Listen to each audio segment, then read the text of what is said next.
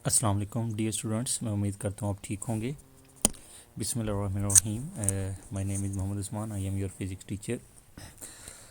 जी students, last lecture में हम लोगों ने एंग्लो मोमेंटम टॉपिक स्टार्ट किया था और हम लोगों ने एंग्लो मोमेंटम की डेफिनेशन की थी, उसकी डायग्राम बना के उसकी एक मैथमेटिकल फॉर्म को एक्सप्लेन करना शुरू किया था। और हम लोगों ने देखा था कि angular momentum position vector r linear momentum p पे डिपेंड करता है और पोजीशन वेक्टर आर को हमने कंपोनेंट में तोड़ा था। उसी से आगे मैं प्रोलॉन्ग करता हूँ इसको। एंगुलर मोमेंटम का फार्मूला आपके पास होता है L is equal to are cross p, और हम लोगों ने इसको लिखा था लास्ट लेक्चर में L is equal to R P sine of theta into N unit vector. और इन टर्म्स ऑफ मैग्नीट्यूड, और जब हम इसको मैग्नीट्यूड की फॉर्म में लिखते हैं तो L is equal to R P sine theta और एन यूनिट वेक्टर को हम ख़त्म कर देते हैं।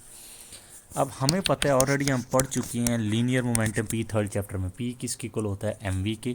तो L is equal to are p की वैल्यू पुट करें, एम इंटू आपके पास क्या आ जाता है साइन थीटा। इसे मैं नाम दे दूंगा किसका, इक्वेशन नंबर 1 का।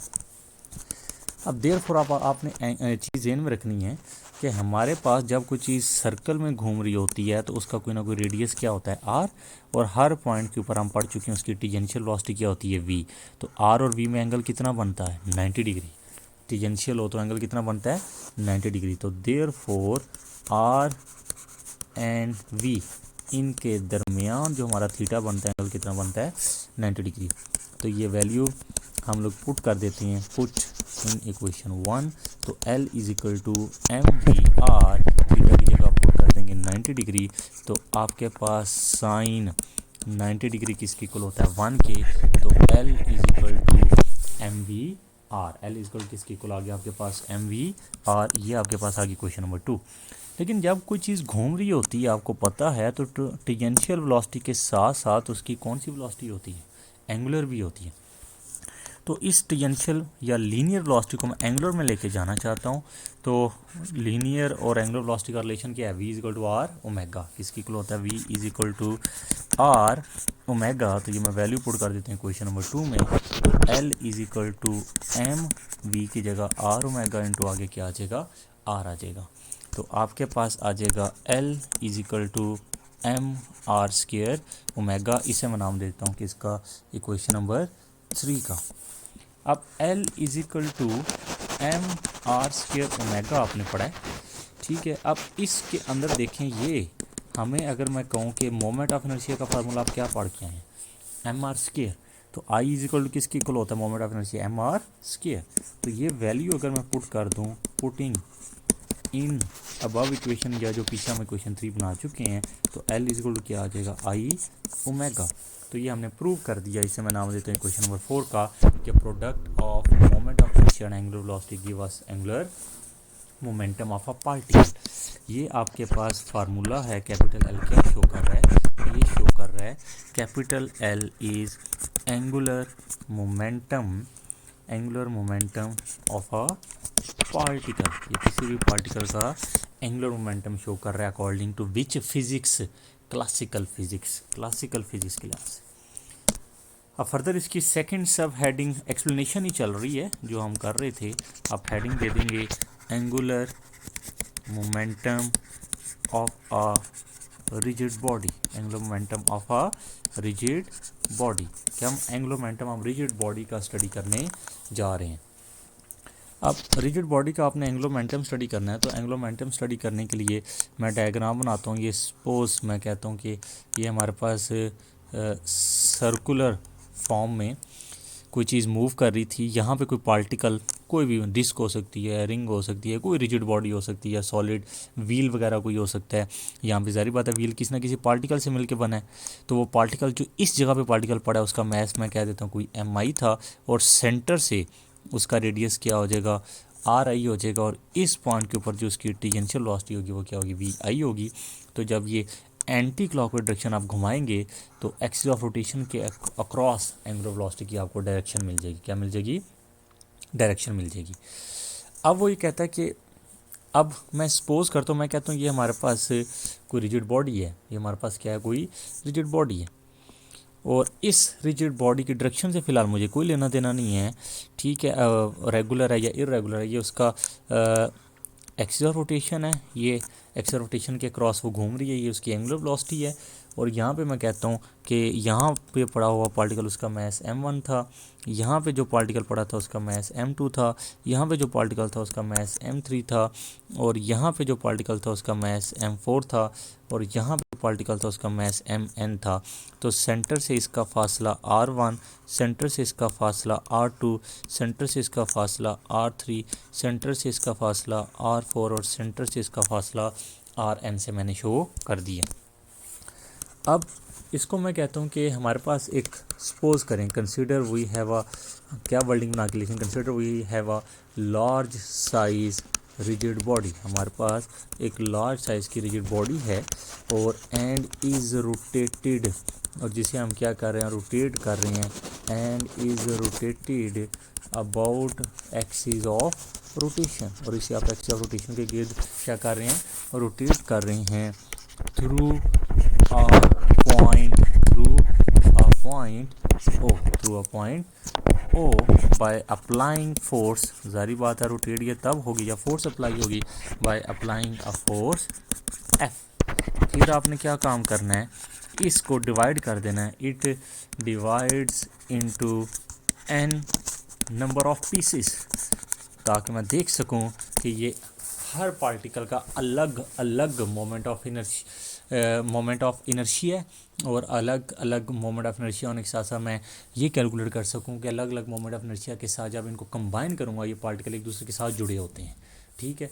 तो ये टोटल फिर एंगुलर मोमेंटम कितना पैदा करेंगे, n नंबर ऑफ पीसेस, और इनका मास क्या होगा, m1 m2 m3 m4 into चलते चलते या up to so on m4। और जबकि इनका जो डिस्टेंस है, while distance of all pieces, ये जो सारे के सारे पीसीज हैं, while distance of all pieces from axis of rotation, और axis of rotation is r1 r2 r3 r4 up to चलते चलते इंटू rn। तो अब हमने फिर कैलकुलेट करना है देन एंगुलर, अब पहले फिर मैं कैलकुलेट करूँगा angular momentum, then angular momentum of mass m1। तो पहले मैं कैलकुलेट करूँगा एंगुलर मोमेंटम किस पार्टिकल का जिसका मास क्या है, m1 है, पार्टिकल ऑफ मास m1। फिर आप लिखेंगे एज वी नो, जैसा कि हम जानते हैं, from definition of angular momentum, angular momentum की डेफिनेशन से हम ये फार्मूला जानते हैं, as we know from the definition of angular momentum. और डेफिनेशन ऑफ एंगुलर मोमेंटम से आप लोग क्या फार्मूला जानते हैं, L is equal to I omega, prove करके आए हैं। आई किसकी इक्वल होता है, I is equal to M R square, तो L is equal to M R square into क्या आ गया, ओमेगा। तो L1 M1 R1 square into omega 1, इसे मैं नाम देता हूँ किसका, इक्वेशन नंबर 1 का। इसी तरह नेक्स्ट मैं हेडिंग दे देता हूँ एंगुलर मोमेंटम, इसी की angular momentum of mass m2। अब इसका आप डायरेक्ट लिख दें क्योंकि पहले में आप प्रूव करके दिखा चुके हैं, L is equal to M R square omega. Second है तो सबके साथ क्या लगा देंगे, 2 इसे मैं नाम देता हूँ किसका, इक्वेशन नंबर 2 का। किसका नाम देते हैं, इक्वेशन नंबर 2 का। इसी तरह अब नेक्स्ट मैं हेडिंग दे देता हूँ angular momentum of mass m3। तो L is equal to M R square omega, तो सब के साथ क्या लिख देंगे, 3 इक्वेशन नंबर क्या आ गई, 3। इसी तरह मैं लिख देता हूँ एंगुलर मोमेंटम। अब डायग्राम में हमने 4 तक बनाया है, देखा ना आपने, इसलिए मेरी मजबूरी है कि मैं अगर डायग्राम में आप 3 पार्टिकल बनाएंगे तो आप 3 तक लिख लें, लेकिन अब मेरी मजबूरी है 4 को भी लिखना, एम आर स्क्र ओमेगा। तो हमारे पास 4 4 4। तो ये मेरे पास क्या आ गई, इक्वेशन नंबर 4 आ जाएगी। अब आपके पास इसी तरह चलते चलते up to so on into चलते चलते अप टू सो ऑन हम nth पार्टिकल की बात कर देंगे। हम किसकी बात करेंगे, nth पार्टिकल की। Angular momentum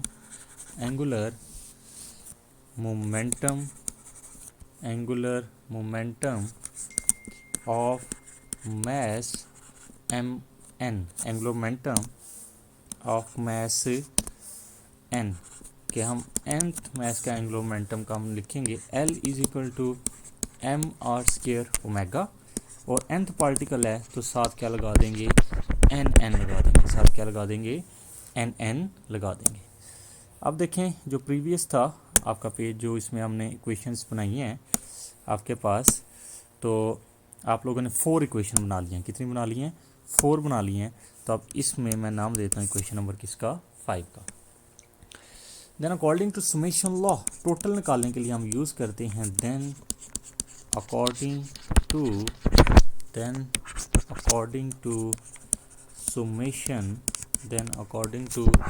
summation law the angular momentum is अब समेशन लॉ के मुताबिक एंगुलर मोमेंटम क्या होगा, इन सब को हम क्या कर देंगे, ऐड L2 L3, तो आपके पास आ जाएगा L4 up to so on into L nth particle का। तो वैल्यूज पुट कर दें, तो L is equal to M1 R1 square omega 1 plus M2 R2 square omega 2 plus M3 R3 square omega 3 plus M4 R4 square omega 4 plus up to so on into MN RN square into omega n, और इसे हम नाम दे देंगे किसका, equation number 6 का। अब ये चीज़ बहुत ज़्यादा इंपॉर्टेंट है, कंडीशंस है, ये आपने चीज़ ध्यान रखनी है कि हमारी जो बॉडी है जिसको हम घुमा रहे हैं ये क्या रिजिड है।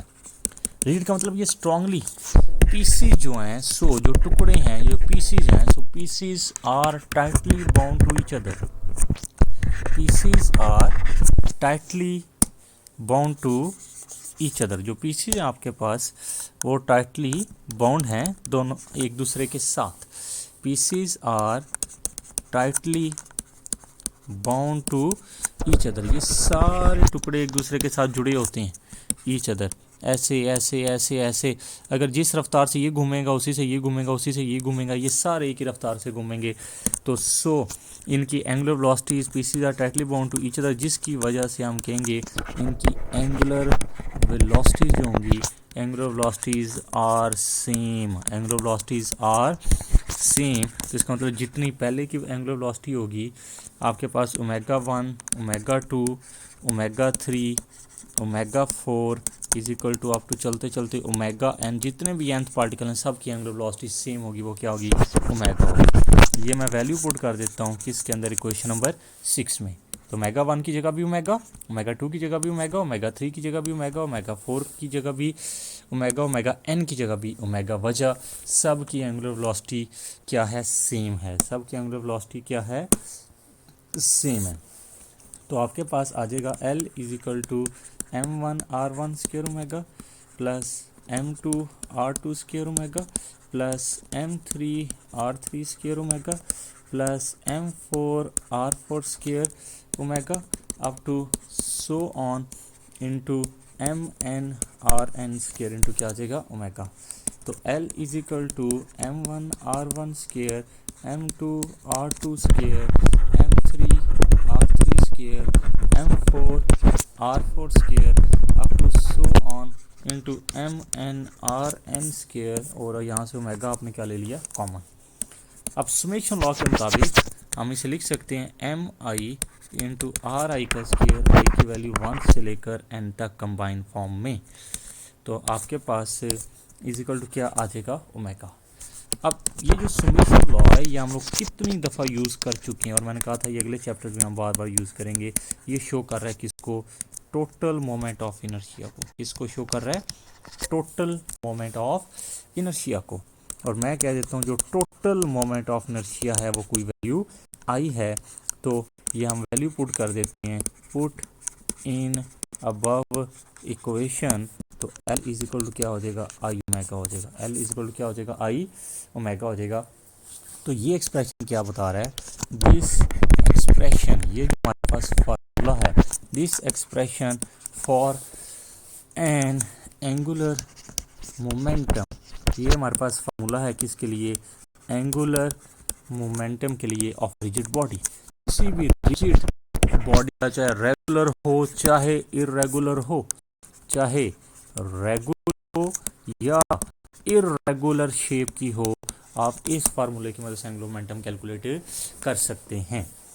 एक्सप्लेनेशन के अंदर ही या एक्स्ट्रा शॉर्ट भी आपसे पूछा जा सकता है। अगर मैं आपसे पूछूं कि what are the factors on which angular momentum depends, what are the factors on which angular momentum depends, तो इसका मतलब अब हम एंगुलर मोमेंटम की क्या एक्सप्लेन करने जा रहे हैं, डिपेंडेंस एक्सप्लेन करने जा रहे हैं। क्या एक्सप्लेन करने जा रहे हैं, डिपेंडेंस एक्सप्लेन करने जा रहे हैं। तो आप कहेंगे following factors are involve on which angular momentum depends. पहले देखें, अब लोग लिखेंगे mass of a body, mass of a body. Second, square of, mass को किससे शो करेंगे, एम से। Square of distance, square of distance, square of distance from axis of rotation, from axis of rotation.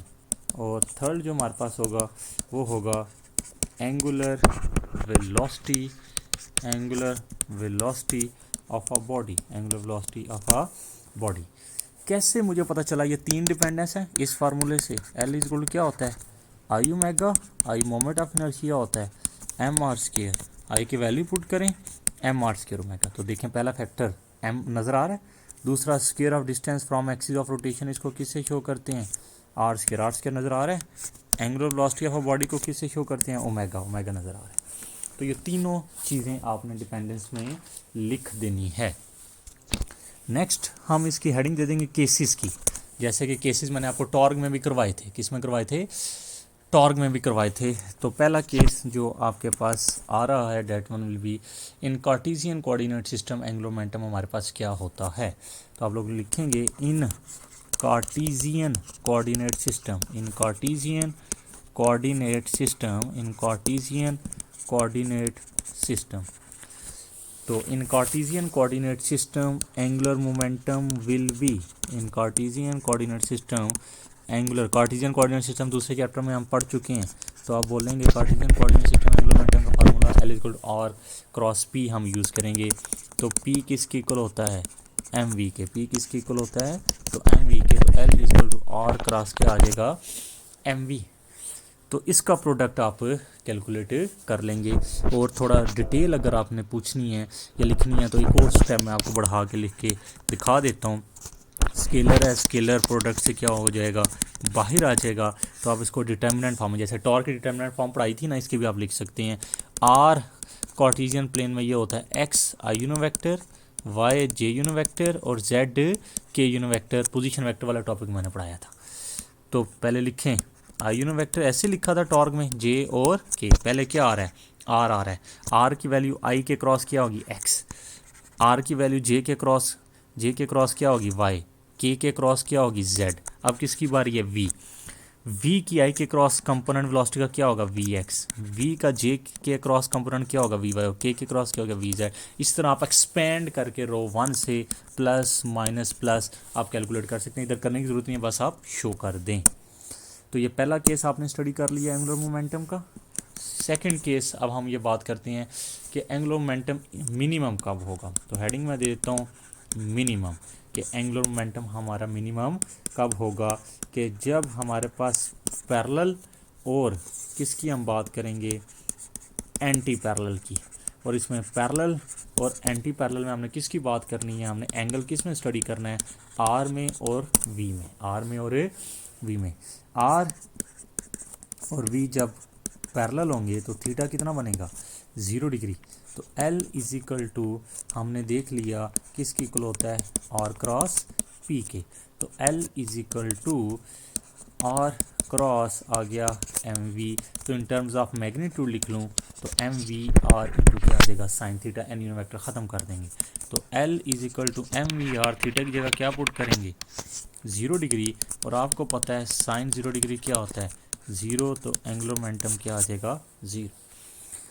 Anti parallel में हमें पता है कि अगर हम कहें कि आर और वी आपके पास क्या हो जाए एंटी पैरेलल, तो एंटी पैरेलल में थीटा कितना बनेगा, तो आप लिखेंगे L is equal to are cross P, L is equal to ऐसे लिख लें जैसे ये हमने लिखा है, या एक और फॉर्म लिख लें R P into sine theta into N unit vector, तो L is equal to are P किसकी इक्वल होता है M V into sine theta N unit vector, in term of magnitude M we R into sine theta और N unit vector को क्या करते हैं ख़त्म कर देते हैं in term of magnitude, L equal to M we R, और यहाँ पे थीटा कितना बन रहा है 180 डिग्री और साइन 180 डिग्री है 0, मोमेंटम क्या आ जाएगा 0 मिनिमम। नेक्स्ट अब हम बात कर रहे हैं केस नंबर 3 की। केस नंबर 3 की हम हेडिंग देते हैं मैक्सिमम, के एंगुलर मोमेंटम हमारे पास मैक्सिमम कब होता है, तो आप लोग लिखें एंगुलर मोमेंटम मैक्सिमम कब होता है जब R and V are orthogonal, जब वो ये आपके पास क्या होते हैं ऑर्थोगोनल होते हैं, ऑर्थोगोनल से मुराद मीन्स परपेंडिकुलर होते हैं, एक दूसरे के क्या होते हैं परपेंडिकुलर होते हैं, जब परपेंडिकुलर होते हैं तो कितना बनता है 90 डिग्री, तो L is equal to are cross क्या आ गया पी आ गया। तो आपके पास इन टर्म्स ऑफ मैग्नीट्यूड अगर हम किसकी बात करें इन टर्म्स ऑफ मैग्नीट्यूड बात करें तो L is equal to R P sine theta, N unit vector नहीं लिखेंगे, एन यूनिट वेक्टर नहीं लिखेंगे, सिर्फ हम मैग्नीट्यूड की बात कर रहे हैं। तो R is equal to M V into theta क्या पुट कर देंगे 90 डिग्री, तो साइन 90 डिग्री क्या होता है 1, तो L is equal to M we R sine 91, तो एल इज इक्वल टू क्या आ जाएगा एम वी आर, तो आपके पास एंगुलर मोमेंटम क्या आ जाएगा L is equal to M we R. इसी तरह थर्ड के बाद हम लोग बात करते हैं फोर्थ केस की, केस नंबर 4। अगर मैं कहूँ केस नंबर 4 में if linear momentum is zero, मतलब अगर लीनियर मोमेंटम क्या हो जाए 0 हो जाए तो इसका मतलब P 0 हो जाएगा, देन एंगुलर मोमेंटम इज, तो L is equal to are cross P, तो L is equal to R P sine theta into N unit vector, तो in terms of magnitude, in terms of अगर magnitude हम बात करें तो L is equal to R P sine theta, तो R into P की जगह 0 हो जाएगा इंटू साइन थीटा, तो आपके पास एंगुलर मोमेंटम क्या हो जाएगा 0 हो जाएगा। क्लियर हो गया, ये आपने 4 केस एक्सप्लेन कर देने हैं, और लास्ट में मैं इसकी हेडिंग देता हूँ यूनिट एंड डायमेंशन, और फिर नेक्स्ट लेक्चर में हम इसकी टाइप स्टडी करेंगे एंगुलर मोमेंटम की।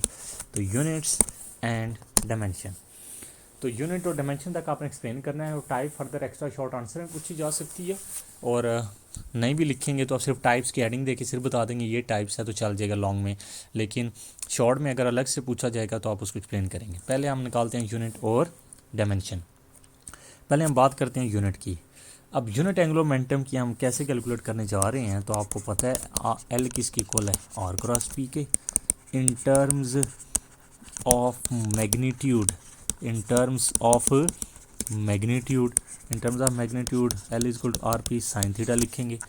अब जाहिर बात जब यूनिट निकालते हैं तो एंगल वो पुट करते हैं यहाँ पे ये मैक्सिमम हो, मतलब कि 0 ना हो, 0 होगी तो वो फिजिकल क्वांटिटी ख़त्म हो जाएगी, फिजिकल क्वांटिटी मैक्सिमम रहेगी तो आप सही प्रॉपर यूनिट निकाल सकते हैं ना, और उसकी डायमेंशन निकाल सकते हैं मैग्नीट्यूड साइन 91, तो आपके पास आर पी आ जाएगा, पी किसके इक्वल होता है एम वी के, तो पी की वैल्यू पुट कर दी एम वी और साथ आर एज इट इज़ आ गया।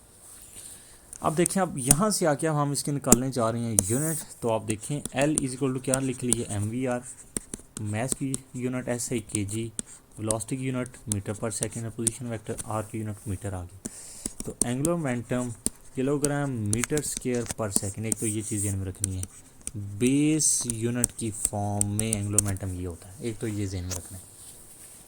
अब दूसरा इसको मैं जूल सेकंड में लिखे जाना चाह रहा हूँ, तो L is equal to kilogram metre square per second मैं अपनी तरफ से सेकंड से मल्टीप्लाई भी कर देता हूँ और डिवाइड भी कर देता हूँ। Kilogram metre square per second square into second आ गया। तो आपके पास अगर आपको इतराज़ ना हो तो मीटर स्क्वायर को मैं तोड़ के लिख देता हूँ। मीटर स्क्वायर को ऐसे मैं अलग अलग लिख देता हूँ ताकि मैं इसको न्यूटन बना सकूँ। तो आप देखें कि न्यूटन किसकी इक्वल होता है, according to F is equal to M A, kilogram metre per second square. Mass kilogram होता है, acceleration metre per second square होता है, फोर्स न्यूटन होता है। तो यहाँ पे मैं वैल्यू पुट कर देता हूँ। तो L is equal to Newton metre into second आ गया। जूल किसकी इक्वल होता है, न्यूटन मीटर की, according to which formula, work के फार्मूला। तो यहाँ पे मैं क्या पुट कर देता हूँ, आपके पास जूल और साथ क्या आ गया इंटू सेकेंड। तो joule second is the another unit of angular momentum. तो एंगुलर मोमेंटम की एक और यूनिट है। तो जूल सेकंड ईयर में चल के हम लोग पढ़ेंगे, ये एक और यूनिट है। और इधर आप लोग केमिस्ट्री के 5वें चैप्टर में पढ़ेंगे जूल सेकंड। प्लैंक्स कांस्टेंट की भी यूनिट होती है, प्लैंक्स कांस्टेंट। प्लैंक्स कांस्टेंट जिसे एज से रिप्रेजेंट करते हैं क्वांटम मैकेनिकली। जब आप क्वांटम मैकेनिकली बिहेवियर स्टडी करेंगे एटम्स का, तो केमिस्ट्री के 5वें चैप्टर में फर्स्ट ईयर के और सेकंड ईयर के फिजिक्स में चल के हम लोग 19 चैप्टर में देखेंगे प्लैंक्स कांस्टेंट क्या होता है। तो अगर कोई आपसे पूछे कि प्लैंक कांस्टेंट क्या बताता है, तो आपने कहना है प्लैंक्स कांस्टेंट एंगुलर मोमेंटम बताता है किसी पार्टिकल का, क्योंकि प्लैंक्स कांस्टेंट की वही यूनिट है जो एंगुलर मोमेंटम की, और दोनों की यूनिट क्या है, जूल सेकेंड। अब देखें, अब हम बात करते हैं आपके पास डायमेंशन की, किसकी, डायमेंशन की, कि एंगुलर मोमेंटम की आपके पास डायमेंशन क्या होती है। तो देखें, डायमेंशन निकाली जाती है किससे, बेस यूनिट से। तो बेस यूनिट क्या बनाई थी आपने, kilogram metre square per second, ये बनाई है आपने बेस यूनिट। तो यहाँ से मैं एंगुलर मोमेंटम की डायमेंशन लिखता हूँ। तो किलोग्राम क्या आ जाएगा, mass M, metre length L square और टी माइनस वन। तो M square T minus one is the dimension of angular momentum. अब कुछ अनदर यूनिट्स मैं आपको बता रहा हूँ जो एमसीक्यूज़ के लिहाज से आपने ज़हन में रखनी है। डेट वन विल बी, एक फार्मूला देखें, हमने ये प्रूव किया एंगुलर मोमेंटम का, इसको आई ओमेगा। आई क्या होता है, एम आर स्क्वायर, और साथ आपके पास क्या आ जाएगा, एंगुलर वेलोसिटी। अब आपके पास मैस की यूनिट क्या होती है, किलोग्राम। रेडियस क्या होता है, मीटर स्क्वायर। एंगुलर वेलोसिटी की यूनिट हमने पढ़ी है रेडियन पर सेकेंड। तो एक हम ये भी यूनिट यूज़ करते हैं। अगर लार्जर लेवल पे आपने यूज़ करना है, बहुत ज़्यादा रोटेशंस हैं, मतलब चीज़ घूमी जा रही सारा दिन, एक दिन, 2 दिन लगातार घूमी जा रही है, बहुत ज़्यादा रेवोल्यूशंस हैं। तो L इज इक्वल टू क्या लिखें, I omega. L is equal to I omega. तो I is equal to M R square omega. तो आपने लिख लिया L is equal to M R square omega. तो फिर क्या, mass kilogram, radius metre square, और ये लार्ज है, एंगुलर वेलोसिटी यहाँ पे लार्ज है, बहुत ज़्यादा चक्कर है, तो रेवोल्यूशन पर मिनट।